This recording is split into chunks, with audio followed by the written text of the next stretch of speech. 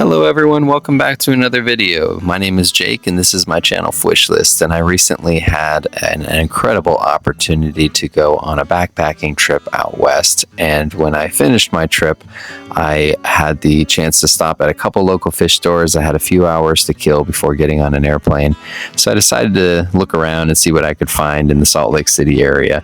And I found two stores, and each of them had something really awesome and unique that I thought was definitely worth sharing with all of you. One of them had really incredible Livebearers, just really healthy Livebearers that I'll show you here in a few minutes.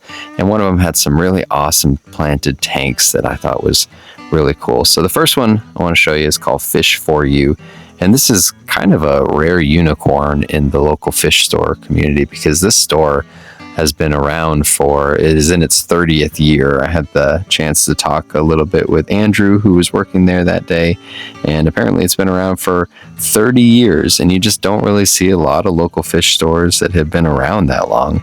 And the aquariums were a little older. The whole store was a little older, but if you've been around that long, you must be doing something right, because a lot of stores go out of business. So I really thought that there were some things about this store that I could tell that they were doing something right, even though the tanks were older and a little more aged and a little more covered with algae and scratches.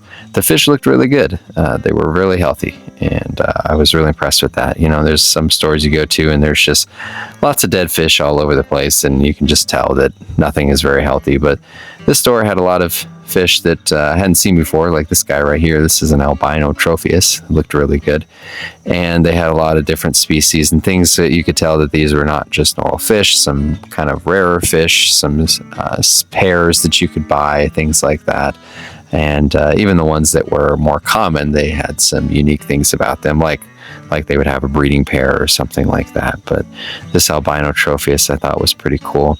Had some pretty good looking rainbows, rainbow Melanotania bosemani that I saw in a few different tanks. One of the funny things that I did notice that you might see as you go throughout this video is that they had a lot of tanks that just had Siamese algae eaters in them. Like every tank had this fish and Siamese algae eaters, so that was kind of cool. Lots of good saltwater. I'm not a big saltwater person. Most of my channel is focused on freshwater fish, but that doesn't mean I don't appreciate a beautiful saltwater tank.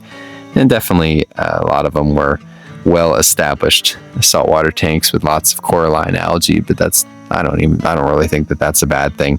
I feel like saltwater, to me, over the years has become a little bit more of an acquired taste. I only have one saltwater tank, but until you keep them, I feel like they all look dirty. When I first started keeping fish, looking at tanks and going to different stores, I would think that saltwater tanks were dirty. But when you start to understand the different kinds of algae, you can kind of see what's nice and what's not. But once again, not an expert in saltwater, not a saltwater channel, but I did appreciate looking at the saltwater fish, and I thought that they're just very beautiful, just vibrant colors and very healthy looking, beautiful fish.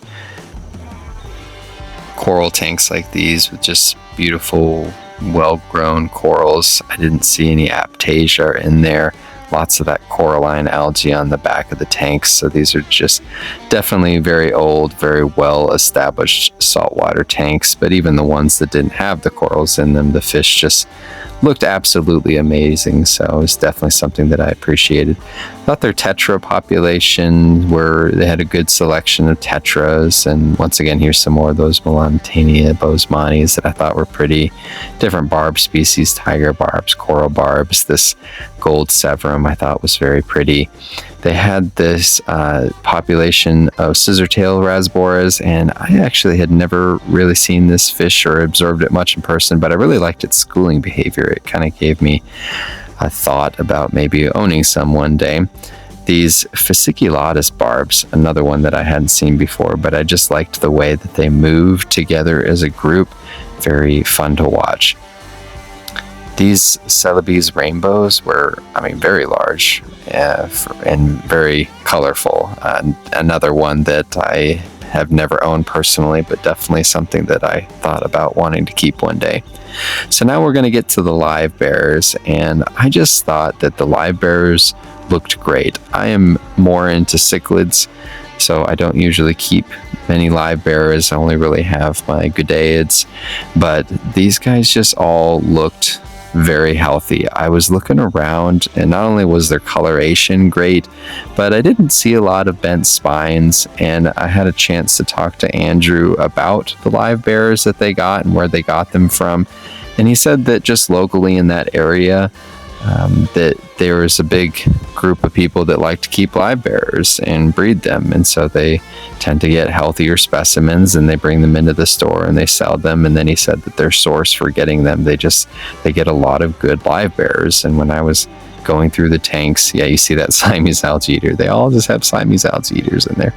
But when I was going through the tanks, the coloration on the guppies and the endlers and all of the different Livebearers were just really good. They're just very colorful, very vibrant. And then they had a few rarer strains, fish that were sold in pairs that were a little more on the pricier side, but they also had the smaller, cheaper, not smaller, but more well-known, cheaper guppies as well. So I mean, they had something for everybody. But I just was really impressed with the colorations, and then even the swordtails and the platies all just looked really, really good. So if I was in this area and living in this area and I wanted to get some Livebearers, I think that this would be a great source. And that was just something that I enjoyed, because I feel like most places you go, Livebearers are just, they don't look great, or they're diseased, or there's just always something wrong with them. And so it's one of these ones are absolutely beautiful. I love these red tiger corals, and these green lanterns. I sat here and looked at those for a while. I thought those were really pretty, but I just feel like they're just a commonly kind of abused fish, because they're bred so easily and anybody can keep them. And so it's really easy to get them, but then it's really hard to get them healthy. And so it's hard to find healthy Livebearers. And so if you can find a fish store that is able to have healthy Livebearers, very pretty, colorful, lots of variety, and also, like I said, didn't see a lot of bent spines, didn't see a lot of signs of diseases. Maybe somebody who's watching this video might disagree with me, who's a Livebearer expert, and if you are, that's fine. Go ahead and drop that below. I'd love to hear about it, but I just thought they looked pretty darn good. So if you live in the Salt Lake area and you are looking for Livebearers, I'd say this would be my first stop. But that wasn't the only thing that I thought was cool about this store. There was one other really unique thing that gave me some ideas, just something I've been thinking about lately. Here's some more saltwater tanks, some more coral tanks and things, lots more beautiful fish for you to look at. But we'll see here in a second the dry goods section. The dry goods, they had a ton of them, huge dry goods area, but they had some really unique tanks, and apparently most of the tanks in the store are Aquarium Masters is the brand of the tanks, but it's not a brand that I had heard of before. But I know that there's like the standard traditional tank sizes that everybody carries, and most of them are Aquarium. These koi were huge and very active, and in this long tank right up top, I really wish that I could have a koi pond, and maybe one day I'll be able to, but very fun fish to watch. Sorry, just watching the video and also going on tangents. But the Aquarium Masters tank brand, they just make a lot of different unique tank sizes. And I have my own personal fish room, and I've certainly built it kind of based off of the traditional tank sizes, 4-foot tank, 3-foot tanks, the heights and things like that. It's all kind of based on that. But there's a part of me that feels like that's more like a factory. Everything is just so standardized that I almost can't really enjoy it. And not that there's anything wrong with it, but each tank is hard to be creative with, because everybody goes out there and says, what can I put in a 4-foot tank or a 3-foot tank? And everybody has these same tank sizes. But I really admired this brand with these little half beaks. And if I was going to have like a nano tank, this would be something I would get. I don't know anything about these fish, but I thought they were super cool. Little half beak fish, half beak something. I don't know. It says advanced on there. I don't know what that means. Little quarantine. This is one of the things I look for when I go to stores, is whether or not they have quarantine practices. And they definitely do. And these little frogs were super fun. African dwarf frogs. I've another one that I've never owned. But yeah, so here's the tanks that I was talking about. You can see they have tons of dry goods here, but they just have different unique sizes of tanks. So like if you wanted to have a nano tank that wasn't normal dimensions, or if you want to have anything that just didn't fit those normal standard dimensions, I feel like you can just do so much with that creatively. It might make it a little bit more challenging with the actual fish, because it's easy to research fish and say that this fish needs a 4-foot tank and this one needs a 3-foot tank. But you know, in nature, I mean, they live in lakes and ponds, so I mean, sometimes it's hard to say exactly what they need. So sometimes it's just trying different sizes. But when you get these different tank sizes, different small nano sizes, you can see those little ones over there on the right a second ago, you can just do more with it. And specifically, I mean, one of the things that I've been thinking about lately is like a paludarium, something where you build up the wall on the back with different kinds of plants, and you go for something different. You got tall tanks like these. I mean, these are really cool. Like, look how tall this tank is, and think about what you could do with this. I mean, I don't even know. I mean, I know side to side is generally more preferable for fish because they like to swim side to side. But imagine if you filled that with a bunch of plants, put an incredible light on there, and put some smaller fish in the bottom and treated it more like a 2-foot tank, but then filled it up with plants the rest of the way. I mean, the possibilities and the creative applications, I feel like, are just endless when you have interesting tank sizes like this. These ones on the bottom here, just really cool dimensions, and I don't even know what I would do with it, but I'm super impressed with any company that's going to take a chance and step outside of that, you know, normal 4-foot, 3-foot, 2-foot tank kind of a thing, and just make something unique. So overall, just really impressed with the dry goods and the tank selections in these stores. This one, oh man, I had some thoughts about that one for like a mantle tank. That would just be really cool. So anyway, it was a very fun opportunity to visit this store. After this, I went to another store called C2C Tropics, which I thought was one of the most unique fish stores that I had ever seen. It looked like they were he said the person that I talked to was Cody, and then his dad was Travis. So it's a father-son duo, but they have a lot of axolotls, and apparently they got started that way. But their tanks were all just jungle tanks. I mean, just very well-grown in planted tanks. Lots of fish, lots of different kinds of fish, but they definitely have made a business model out of that dirted planted tank with the big thick substrates. Every tank was just overgrown in a good way. It just felt so natural, and I really enjoyed just looking at the tanks. I mean, honestly, I went through it and realized that I couldn't even remember exactly which fish were in the tanks. I mean, a lot of the fish were, you know, like this one, your standard Livebearers and guppies and things like that.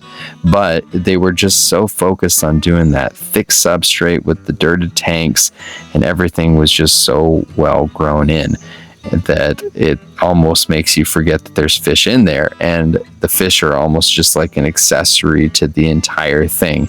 But it just kind of follows that trend in fish keeping nowadays with the community of the dirted tanks, where everybody wants these very natural looking, well grown in tanks. And I thought that was really cool. I mean, you have tanks like this with these rainbows in here, but there's also some calvus. I believe these are calvus and not compressiceps. Yeah, black calvus. But they were just very beautiful tanks. I definitely love that tank with the no diving, low planted tank, low buoy tank. Something that I thought was very creative, and was something that would be really fun to scape. But having just finished backpacking for 6 days and spending a lot of time in nature, and I'm going to make a video about some of the things that I learned about fish keeping while I was backpacking, but I was just more into that natural side of things. I had that opportunity to kind of observe a more natural environment for so long that I just found this entire store to be beautiful in that way, because it just really did a good job of showing that. Apparently this store used to be a tattoo parlor, and so rather than having a big open store, you had lots of individual little rooms, which I thought was a really cool way to set it up. I know that these stores aren't made just for my entertainment, But at the same time, I certainly use them that way. Sometimes when I go places, I like to go to different stores and enjoy what they have to offer there. And I just thought this felt more like a museum. You get to walk through different exhibits and look at the different fish and the different setups. And they had just so many different types of kind of nano fish. Definitely a strong store for nano fish. Lots of smaller tanks. Not as many big cichlids. You'll see some here in a few minutes, but mostly focused on plants and nano fish and lots of different kinds of snails. I don't know a ton about snails, but there were lots of different types of snails that I saw in there that I had never heard of. But very cool fish. And I will say that even though I'm saying that the focus wasn't entirely on the fish, that doesn't mean the fish didn't look pretty good. There were a couple tanks that had some very impressive fish. And actually, this is the only fish tank that I've ever seen with SpongeBob in it. SpongeBob characters in it that I thought actually looked pretty good with all the plants in there. That one, and then also this one, which had Star Wars figurines, and I'm a huge nerd, and I have thought for many years about how I could make a Star Wars tank, and one day I think I'm going to do it, but I'm not sure if I'm going to use figurines or try to make it look like a natural Star Wars tank. These huge threadfin rainbows, man, these are like the biggest threadfin rainbows that I had ever seen. I also like the way that he put that red mop in between the plants, almost like you're naturally breeding them, but you're also making it look good. It's the first time I've ever seen a spawning mop just kind of look natural, even though it was red. That gold ocelotus had these awesome black rams that looked really healthy, and once again more snails, and then that big gourami over there. But ultimately, oh yeah, see here's some more of these nano fish. Peacock gudgeons, man, these guys looked really good. I really enjoyed looking at them. This is another fish that I have wanted to keep. It's been on my wish list for a while, but I haven't quite found a way to do it yet. I haven't quite researched them enough to be able to pull the trigger on, but one day I would really like to keep them. But a lot of these fish, like I said, they're more of the standard fish, but the tanks just make them look really good. This brackish, I love this puffer, and the leopard puffer looked really good. And then archer fish, the Asian brackish fish, that another one that I have wanted to keep for a long time. I've never done a brackish tank, and I think maybe one day I'll try doing it, but absolutely love archer fish. I think they look so cool.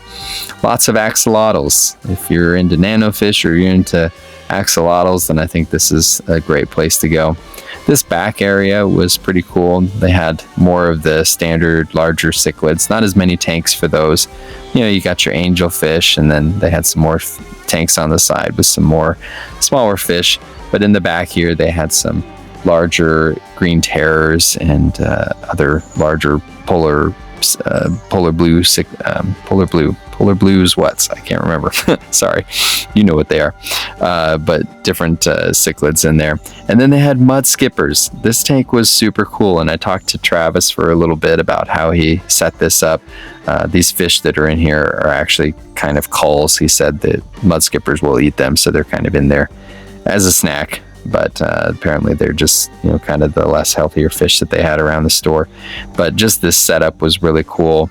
I asked them about mudskippers a little bit. I've never kept them. I know that they like saltwater, and then of course this buildup. He said there used to be some of the other types of mudskippers in here. Like I said, I'm not familiar with mudskippers. I know there's a larger variety that dig holes, and he said you could actually see where they had kind of burrowed through this huge pile of sand and made little caves and tunnels throughout the whole thing. Very cool animal fish. I guess it's still a fish. It's like a partially terrestrial fish, which is really awesome. Another one that maybe one day if I ever get an itch to try something super crazy, I might try doing the mudskippers. But I really enjoyed just sitting there watching them run around the tank. Not used to saying that with fish running around the tank. But overall, this store was just so fun to walk around and look at, because I feel like it's easy for stores to say, I want to set up these pristine tanks that are, very well manicured and things like that, because customers are going to come into the store and they're going to see that and they're going to want to buy fish that way. But I feel like if you don't understand tanks, you're not really going to appreciate the beauty of these tanks. They also had this bearded dragon in there too that was pretty good. I believe that's bearded dragon. But yeah, if you don't understand that these tanks are actually very healthy, you're going to think, oh man, just a bunch of dirty fish tanks. But if you understand that these tanks are actually, for the fish that are there, I thought they were very appropriate. Maybe some fish wouldn't do well in these setups, but if you understand, you know, the cycles of fish tanks and the ways that these plants are growing in, you're going to know that these tanks are actually pretty darn healthy. So lots of cool tanks. They also had some in these very interesting style tanks on the walls, and then they had a container full of, I don't know what the fish are, but the ones that eat your feet when you get pedicured, sorry, unless you put your hands in there, I guess. And then a huge container on the wall where you could get some Daphnia, some cultured Daphnia. But if you're in the Salt Lake City area and you're looking for a cool store to check out, I would definitely recommend heading to either one of these stores. But I'll see you in the next one. Wishlist out.